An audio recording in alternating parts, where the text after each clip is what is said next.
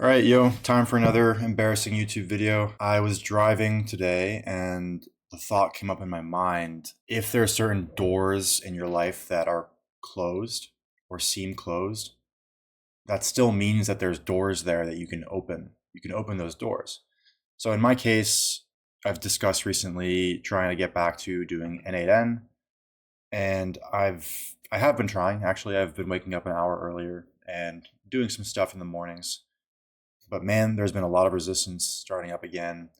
A lot of like, I don't really want to do this. A lot of doubt and just, yeah, just the word is resistance to doing those things.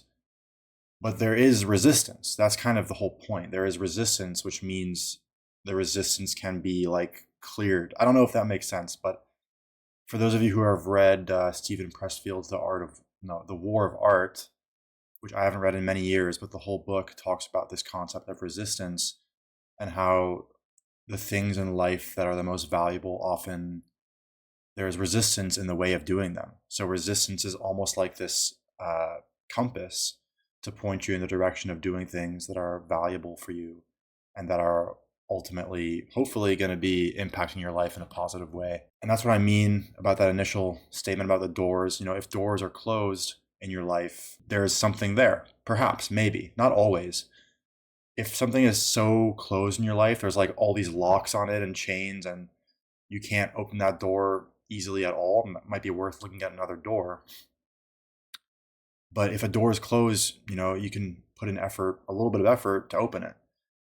I have come to realize in life recently that yes, there are open doors out there, and I think oftentimes it's great to take them and it can be amazing. But more often than that, there needs to be some sort of intention on your part to do things that you want to do to get to where you want to be.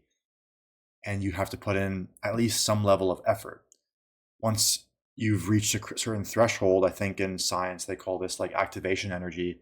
Once you get that threshold passed, usually it's really easy to do a lot of things that you become resistant for. For instance, with me with N8N, it's always the hardest thing to wake up and then to get on my computer and open up the platform.